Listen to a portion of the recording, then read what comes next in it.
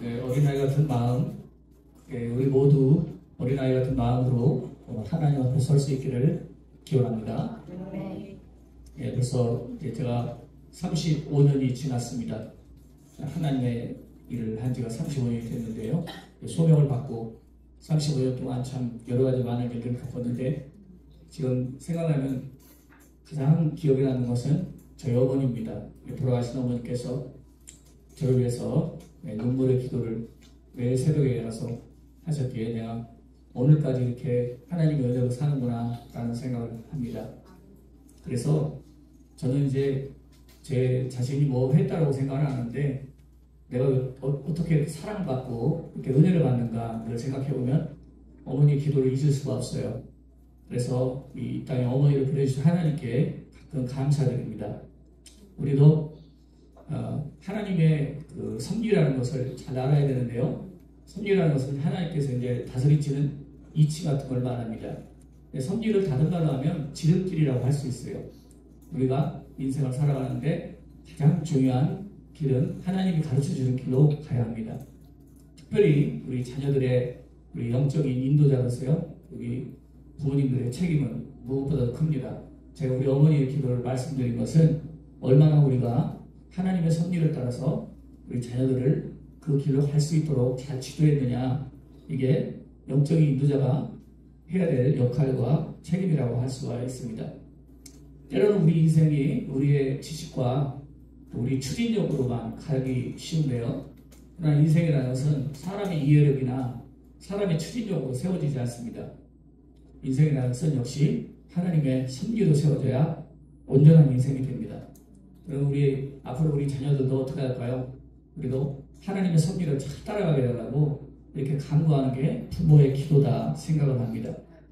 이 하나님의 섭리에 반대되는 거 있죠? 그게 바로 인본주의라는 거예요. 인본주의는 무너지는 모래성과 같습니다.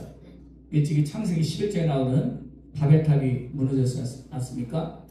이 최악의 상태라는 것은 어떤 거냐면 하나님께서 절대 도울 수 없는 그런 상태를 유지할 때 그 최악의 상태입니다. 그 인본주의에 어떻게 해도 회개도 시킬 수 없고 돌이킬 수도 없을 때, 그때는 그것을 산산이 무너뜨릴 수밖에 없는 것이죠. 이 땅에는 모든 만물이 하나님께서 지었지만 아버지께로부터 오지 않은 것들이 있다고 말합니다. 요한에서 2장 16절에 보면 이 땅에 있는 것 중에서 육신의 정욕과 안목의 정욕과 이 세상의 사랑은 아버지께로부터 쫓아온 것이 아니요 이 세상을 쫓아서 온 것이다, 이렇게 말합니다. 그러므로 우리는 어떤 길을 가야 되는지 성경이 제시하는 바를 잘 살피고 하나님의 섭리를 우리도 잘 따라가야 될 뿐더러 우리 자녀들에게도 그 길을 갈 수 있도록 잘 제시를 해줘야 되겠어요. 이 최악의 상태를 유지했던 사람들 중에 예수님 당시의 사람들 보면 바리새인들과 서기관들이 그 최악의 상태라고 할 수가 있겠습니다. 때로는 우리 그리스도인들도 인간의 계획을 따라가기도 합니다. 아주 많다고 저는 생각해요. 왜 그럴까요? 근데 아브라함과 같은 믿음의 사람도 인간의 계획을 따라갔다가 큰 낭패를 받지 않았습니까? 그러니까 그렇게 믿음의 사람도 사람의 계획을 따라가기 쉬우니까 우리는 항상 이 하나님의 섭리에 바람이 부는 방향을 잘 알고 있어야 됩니다. 그런데 이거는 지식으로 또 우리의 이해력으로 되는 것이 아니라 우리가 하나님의 은혜를 힘입어야 합니다. 이 거친 파도를 타고 항해라는 선원들의 예를 한번 생각해 보겠습니다. 성령의 흐름을 따라간다, 또 하나님의 섭리를 따라간다, 성령의 인도를 따라간다는 것은 내가 막 노루젓고 가는 게 아니에요. 근데 바람이 부는데 바람의 그 역풍을 맞으면서 우리가 안간힘으로 노루젓는 것이 보통 사람들의 특징입니다. 그러나 하나님에 의하여 만져지고 연단을 받게 되면 그 다음부터는 이 바람의 역방이라는 것을 급박 깨닫고요. 그 다음에는 바람의 방향을 따라서 돛을 딱 펴니다. 돛을 펴고 따라서 가니까 이제 더 이상 노를 젓지 않아도 되는 것입니다. 그러니까 자유롭고 또 어떠한 환난과 고난이 있어도 능히 그것을 감당해내고, 그리고 늘 그 사람에게는 하나님과 마주되는 임재의 현상이 늘 있게 됩니다. 오늘 이 본문 말씀을 제가 드리는 것은 우리 아버지께서 요구하시는 마음이 어린아이 같은 마음이에요. 우리가 언제든지 어린아이 같은 마음으로 하나님 앞에 설 수 있어야 됩니다. 그리고 우리가 노를 막 젓는 어떤 이런 인본주의적인 사람이 아니라 성령이 흐르는 방향을 따라서 갈 수 있는 사람이 되어야 돼요. 그러려면 많은 우리가 연단을 받기도 하고 하나님께서 우리를 채찍질하기도 하십니다. 그런 모든 과정을 다 저나 우리 부모님들이나 또 우리 자녀들도 겪는 것이라고 할 수가 있습니다. 그러나 여러분 이렇게 연단을 받기까지 이것은 절대 해로운 것이 아닌 것은 하나님은 절대 실수하지 않으시는 하나님이에요. 그렇기 때문에 우리는 역시 어린아이 같은 마음으로 온전히 믿고 맡길 수 있어야 됩니다. 우리는 지금도 노를 젓고 있지는 않는가요? 우리는 바람의 반대 방향을 향해서 노를 저으면서 안간힘을 쓰고 힘쓰고 애쓰고 살진 않나요? 힘쓰고 애쓰는 거는 이런 데는 정말 헛수고가 됩니다. 그러나 정말 바람의 방향을 잘 이해하게 되면 섭리의 바람, 또 성령의 바람을 잘 이해하게 되면 그쪽으로 활짝 펴고 하나님의 은혜의 물결을 타고 가게 될 줄 압니다. 그러면 우리 부모님들도 영적 인도자로서 부모의 역할을 틀림없이 잘 감당할 수 있을 것이라고 생각합니다. 내가 정말 진리를 따라가고 있는가? 저는 이 문제를 가지고 한동안 생각을 했는데요. 이 진리가 무엇인가? 진리는 성경에 나와 있는데 열심히 공부해서 익히는 것인가? 뭐 여러 가지 생각을 했는데 근데 간단하더라고요. 진리는 내가 지금 자유한가 보면 알아요. 왜냐하면 성경에는 진리를 알지니 진리가 너희를 자유케 하리라 하셨기 때문에 여러분 정말 진리를 따라서 사는 사람에게는 자유가 있고 그 사람에게는 홀가분한 평안이 있고 이 세상에 줄 수 없는 평안도 그 사람 안에 가득하다는 것입니다. 그러니까 이 자유가 있으니까 당연히 노젓기를 그 다음에 멈추게 되죠. 그리고 성령의 바람 불기를 기다리는 지혜로운 사람이 되는 것입니다. 여러분 우리는 항상 기도할 때 마음이 흐트러질 때도 있을 것입니다. 마음이 산만할 때도 있을 것이고 또 하나님을 바라보는 일에 사실 실패할 때도 많이 있죠. 하지만 그 흐트러질 때마다 다시 마음에 중성을 다해서 마음을 모아서 하나님께로 돌아가는 연습을 자주 해야 됩니다. 그리고 어린아이 같은 마음으로 하나님을 바라보는 이런 과정을 반복해야 해요. 이 반복이라는 것은 큰 힘이 있습니다. 그래서 이것이 처음에는 힘들다고 느껴질지 모르나 그러나 몇 달이 지나고 몇 년이 지나고 나면 여러분들이 영적으로 큰 힘을 갖게 되고 이 어린아이 같은 마음으로 아버지를 바라보는 자에게 큰 영역이 주어지고요. 비로소 그때 깨달아지는 것이 있는데 하나님의 섭리의 바람을 알게 될 것입니다. 그러면 우리의 인생이나 우리 자녀들의 인생이나 여러분의 모든 진로에 이렇게 역풍을 맞지 않고 순풍을 따라서 갈 수 있는 사람이 될 것입니다. 미련하고 어리석다라는 말 중에서 이제 미련이라는 말을 생각해 보면요. 미련이라는 것은 일종의 약간 집착성을 말해요. 집착성. 그러니까 미련하다는 게 뭐가 무지해서 미련한 경우도 있죠. 하지만 이 미련이라는 거는 원래 말뜻을 보면 이 면이라는 말이 이게 옷, 상복을 말합니다. 아직 상복을 입을 때가 안 됐는데 이제 상복을 입고 있는 상태.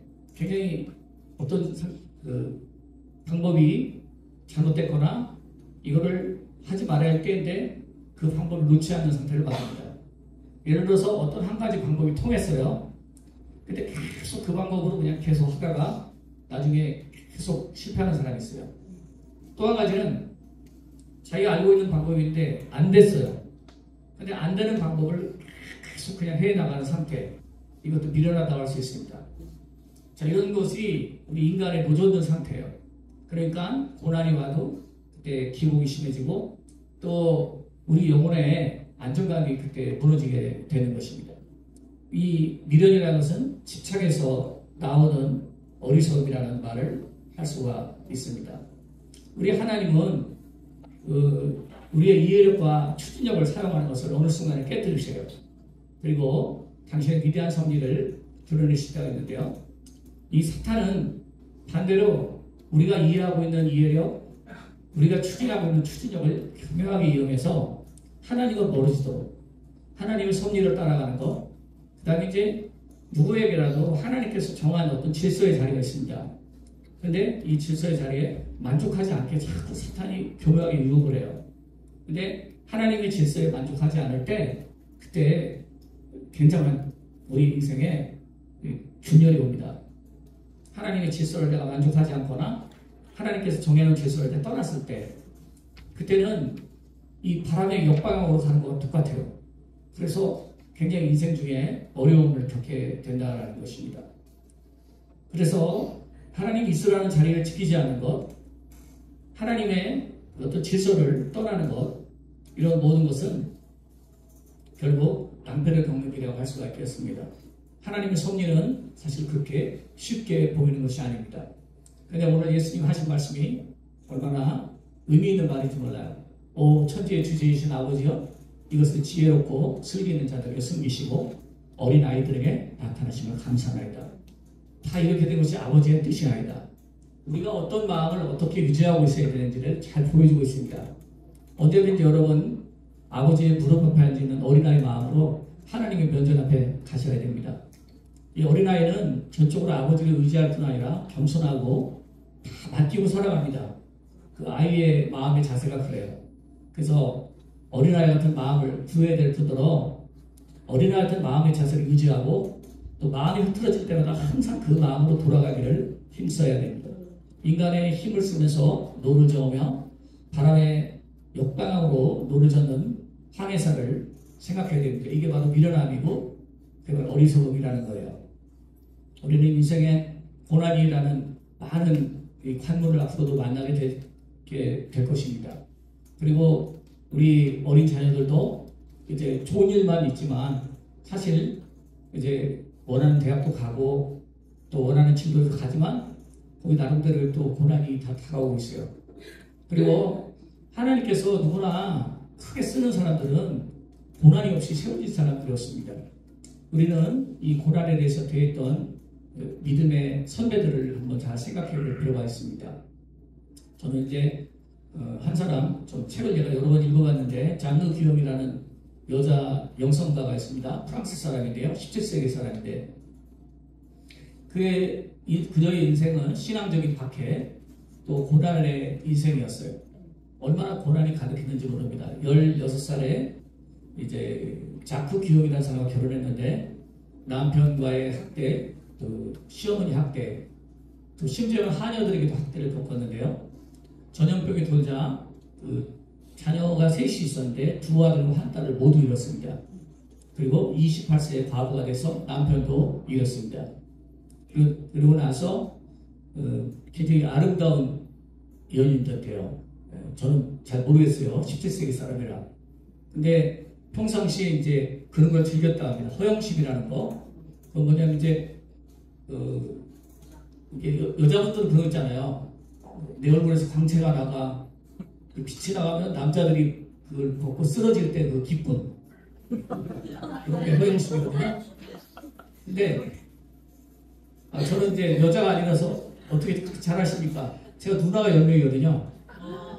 누나 10명이다 보니까 이제 그 누나들 10명 사이에서 이렇게 어렸을 때 자라다 보니까 그게 있구나 좀 이해를 하게 돼요. 간접적으로 이해를 하고 있는데 그런 게 있어요. 그래서 잘 꾸미는 거 물론 여자분들이 하셔야 되겠지만 허영심을 즐기는 부분들이 많아요.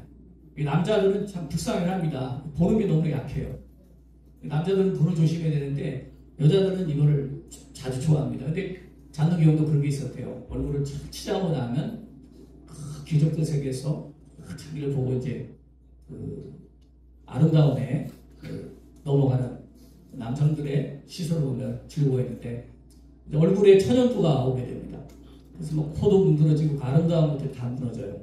그래서 이제 그녀는 자기 아름다움을 내려놓게 됩니다. 그리고 그 아름답지 못한 얼굴을 거리에 보이고 다닙니다. 하나님 이제 저의 허영심이 깨졌습니다.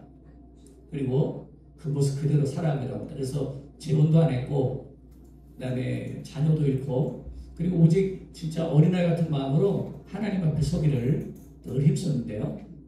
그녀의 그 하나님의 임재에 대한 기도, 그 임재에 대한 신앙 그런 것 때문에 그 당시에 수많은 사람들이 영향을 받았어요. 그녀의 글이 이제 많은 사람들이 영향을 받게 되자 이제 주교, 신부님들이, 성직자들이 질투하기 시작해서 감옥에 집어넣지 않습니까? 그래서 8년 동안을 억울한 목살이를 하게 됩니다. 근데 그 감옥 속이요, 정말 천국이었대요. 그래서 감옥 속에서 쓴 글이 있는데 이렇게 말했답니다. 들판에서 자유롭게 날던 작은 새가 평생 갇힌 새장에서 나를 만족하다네. 나를 이곳에 가둔 하나님을 찬양한다네. 하나님이 나를 이곳에 가두시기를 기뻐하셨으니 나는 기쁘게 수감생활을 하려네. 그러면서 기쁨으로 수감생활하고 그 감옥생활을 아주 천국과 같이 마쳤다고 그래요. 그리고 엄청난 고난을 이겨낸 그 신앙으로 참 유명한데요. 그런데 그 여인이 그렇게 고난당하는 게 어떤 의미가 있습니까? 라고 말할지 모르지만 그 고난을 겪었던 이야기들 그것들이 글로 이제 남겨졌거든요. 감옥에서 쓴 글이. 근데 이게 후대에 이제 손가락에 꼽을 만한 종들에게 영향을 줬어요. 허더스 테일러, 잔혹 영향을 받은 사람이고요. 앤드류 머리라고 아세요? 앤드류 머리 기도학교. 아신다고 하셔야 되는데. 책을 읽어보세요. 앤드류 머리 너무 유명하죠. 그 다음에 감리교 창시자 존 웨슬리 아시죠? 네, 잔혹의 영향을 받아가지고 선교사가 된 사람입니다. 극심한 고난이 있었지만 그 고난을 하나님의 임재 속에서 지내고 또 천국과 같은 마음, 어린아 같은 마음을 유지함으로 승리자가 된 거였어요. 그 신앙이 이제 그 후대에 주의 종들에게 많이 영향을 줬고요. 지금도 그 책이 많이 나와 있습니다. 생명의 말씀사 이런 데 보면 그 잔혹의 책이 번역이 되어 있어요. 여러분, 고통 속에서도 우리도 어린아이 같은 마음으로 하나님 바라보는 훈련이 지속되어야 되겠습니다. 그래서 우리의 이해력과 추진력을 버리는 거예요. 그리고 오직 자신의 힘을 버리고 어린아이 같은 마음으로 하나님께 돌아와야 됩니다. 여러 차례 우리 주님께서 순수한 어린아이 같은 마음을 강조하셨던 것인데요. 우리는 우리 자녀들의 책임자로서 질서와 섭리를 역행하지 않고 그동안 우리가 잘 길을 걸어왔습니다 라고 고백할 수 있어야 되겠습니다. 이게 여러분 우리의 최종 졸업이 아닌가 싶어요. 그래서 우리 이 기도회를 통해서 여러분 여러 가지 고난과 난관을 겪으신 일들이 많을 것인데 여러분 저와 여러분들이 항상 어린아이 같은 마음을 주옵소서. 그리고 우리의 이해력과 추진력이 아닌 하나님께 아이처럼 온전히 내어 맡기는 삶으로 주님을 바라보는 일에 실패하지 않도록 해달라고 간구해야 되겠습니다. 끊임없이 자녀들을 위해서 기도하면서 여러분들의 기도가 열매를 맺기를 바랍니다. 여러분 절대 하나님의 앞에 서 있다가 흐트러졌더라도 다시 돌아올 수 있어야 됩니다. 그리고 이 기도의 자리가 있으니까요. 다시 돌아올 수 있어야 되고 언제든지 하나님이 부르실 때 어린아이 같은 마음으로 아버지를 부를 때 기쁘게 뛰어가는 아이처럼 하나님께 나가서 하나님과 여러분 진실한 친밀한 관계를 쌓아가고요. 열매 맺는 우리 부모님들 되시기를 주님으로 축원합니다. 우리 함께 기도하겠습니다. 오 할렐루야.